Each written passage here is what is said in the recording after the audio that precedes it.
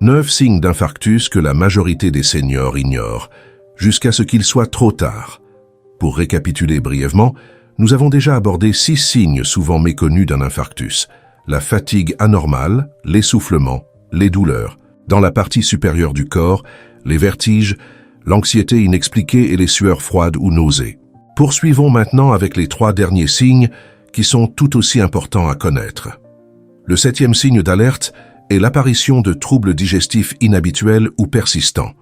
Prenons l'exemple de Raymond, 81 ans, habitant une petite commune près de Dijon. Raymond était connu dans sa famille pour avoir un estomac en béton. Il n'avait jamais souffert de problèmes digestifs majeurs et pouvait savourer sans souci les plats bourguignons riches de sa région.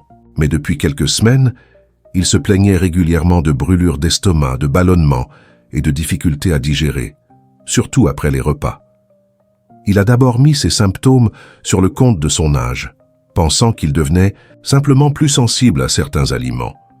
Il a commencé à prendre des médicaments antiacides en vente libre, qui semblaient soulager temporairement ses symptômes.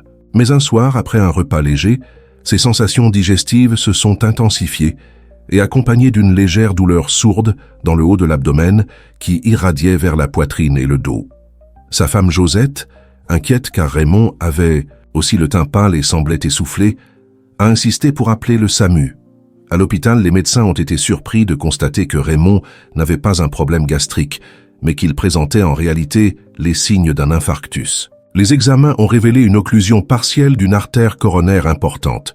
Ce que Raymond et sa famille ignoraient, c'est que les troubles digestifs peuvent parfois être la manifestation d'un problème cardiaque, particulièrement chez les personnes âgées. Pourquoi cette confusion est-elle possible? Tout d'abord, les nerfs qui transmettent la douleur depuis le cœur et ceux qui transmettent la douleur depuis l'estomac suivent des voies similaires et peuvent être difficiles à distinguer par le cerveau. De plus, lorsque le cœur ne fonctionne pas correctement, cela peut affecter la circulation sanguine vers les organes digestifs, provoquant des symptômes gastro-intestinaux. Ce qui rend ce symptôme particulièrement trompeur chez les seniors, c'est que les problèmes digestifs sont extrêmement courants à cet âge. Reflux gastro-œsophagien, hernie hiatale, intolérance à certains aliments, effets secondaires de médicaments. Il devient alors facile d'attribuer tout nouveau symptôme digestif à ces conditions préexistantes ou simplement au vieillissement. Il faut être particulièrement vigilant si des troubles digestifs apparaissent soudainement alors que vous n'en aviez jamais eu auparavant, s'ils ne répondent pas aux traitements habituels, ou s'ils s'accompagnent d'autres symptômes comme une fatigue inhabituelle, un essoufflement ou des sueurs froides. Dans ces cas, il est préférable de consulter rapidement pour exclure un problème cardiaque. Le 8e signe, très subtil mais potentiellement révélateur, est une toux sèche et persistante sans cause apparente. Prenons le cas de Gisèle, 75 ans, résidente à Grenoble. Ancienne institutrice, Gisèle avait toujours été attentive à sa santé et consultait régulièrement son médecin pour ses bilans annuels. Depuis environ 2 mois, elle avait développé une toux sèche, particulièrement présente lorsqu'elle était allongée ou après un effort modéré, comme monter les escaliers jusqu'à son appartement au 2e étage. Gisèle a d'abord pensé à une allergie saisonnière, puis à une bronchite qui s'éternisait. Elle a consulté son médecin généraliste qui, ne trouvant pas de problème pulmonaire évident, lui a prescrit un sirop contre la toux. Malgré ce traitement, la toux persistait et s'accompagnait progressivement d'une sensation d'essoufflement et parfois de palpitations après l'effort.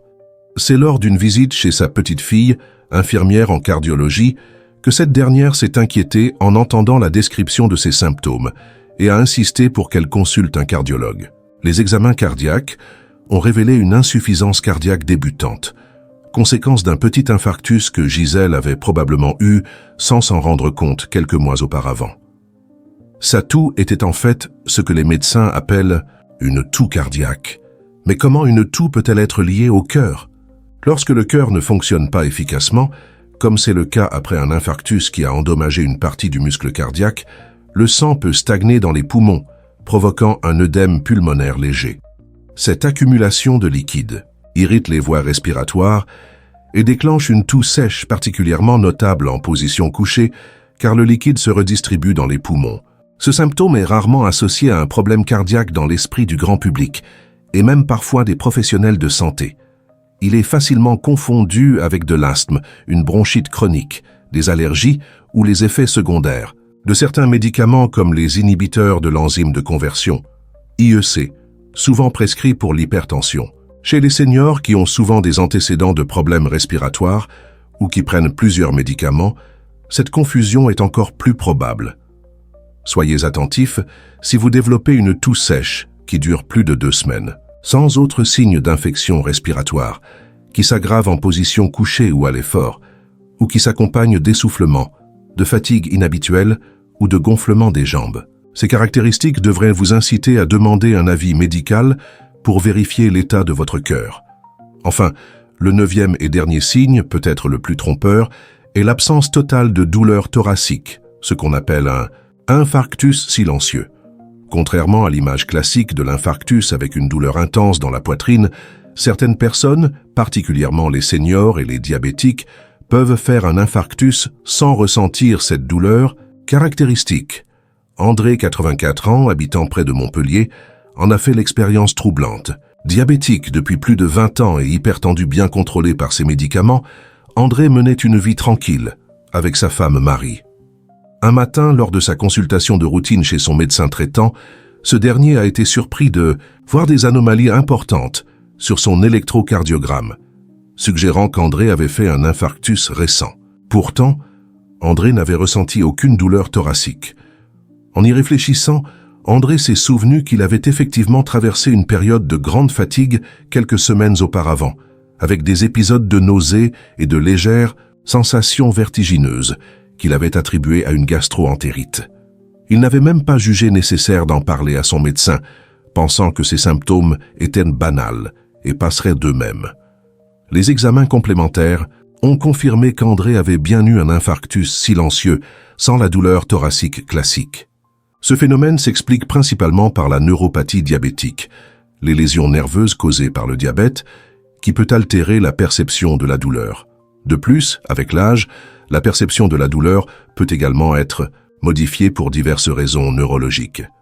Ces infarctus silencieux sont particulièrement dangereux car, sans la douleur d'alerte qui pousse à consulter, ils passent souvent inaperçus, causant des dommages progressifs aux muscles cardiaques, sans que des mesures thérapeutiques soient prises. Les études estiment qu'environ 20 à 30% des infarctus chez les personnes âgées sont silencieux ou présentent des symptômes atypiques. C'est pourquoi il est essentiel, surtout si vous avez des facteurs de risque comme le diabète, l'hypertension, le cholestérol élevé ou des antécédents familiaux de maladies cardiaques, d'être particulièrement attentif aux autres signes que nous avons évoqués: fatigue inhabituelle, essoufflement, nausées inexpliquées, etc. De plus, il est recommandé de maintenir un suivi médical régulier, avec des contrôles cardiaques, même en l'absence de symptômes. Votre médecin pourra détecter des anomalies à l'électrocardiogramme ou à travers des analyses sanguines qui révèlent parfois des infarctus passés inaperçus. Maintenant que nous avons passé en revue ces 9 signes souvent méconnus d'un infarctus chez les seniors, prenons un moment pour parler de la prévention et des actions à entreprendre si vous ou un proche présentez ces symptômes. Tout d'abord, si vous suspectez un infarctus, la règle d'or est de ne pas attendre. Appelez immédiatement le SAMU 15 ou le numéro d'urgence européen 112. Ne conduisez pas vous-même jusqu'à l'hôpital et ne demandez pas à un proche de vous y emmener. Les équipes du SAMU sont formées pour commencer les soins dès leur arrivée et peuvent vous diriger vers l'établissement le mieux équipé pour votre situation. En attendant les secours, si vous avez de l'aspirine chez vous et que vous n'y êtes pas allergique, les protocoles médicaux recommandent généralement de prendre un comprimé de 75 à 325 mg, après avoir signalé cette intention au service d'urgence lors de votre appel. L'aspirine aide à fluidifier le sang et peut limiter l'aggravation du caillot responsable de l'infarctus. En termes de prévention, plusieurs mesures peuvent réduire significativement votre risque d'infarctus. D'abord, le suivi médical régulier est essentiel. Avec l'âge, il est recommandé de réaliser un bilan cardiaque annuel, comprenant un électrocardiogramme et parfois d'autres tests selon vos facteurs de risque. En France, La sécurité sociale et les complémentaires santé prennent généralement en charge ces examens préventifs, surtout si vous êtes considéré comme un risque. L'activité physique adaptée est également cruciale. Contrairement à certaines idées reçues, il n'est jamais trop tard pour commencer à bouger. Des études montrent que même commencer une activité physique légère après 70 ans réduit significativement le risque cardiovasculaire. La marche quotidienne, la natation, le vélo d'appartement ou les cours de gymnastique douce, proposés par de nombreuses municipalités ou associations comme la Fédération française de la retraite sportive, FFRS, sont d'excellentes options. L'idéal est de pratiquer au moins 30 minutes d'activité modérée 5 fois par semaine, mais chaque minute compte. L'alimentation joue également un rôle majeur. Le régime méditerranéen, riche en fruits, légumes, poissons, huile d'olive et pauvre en viandes rouges et produits transformés, a démontré son efficacité pour protéger le cœur, même lorsqu'il est adopté tardivement. N'hésitez pas à consulter une diététicienne.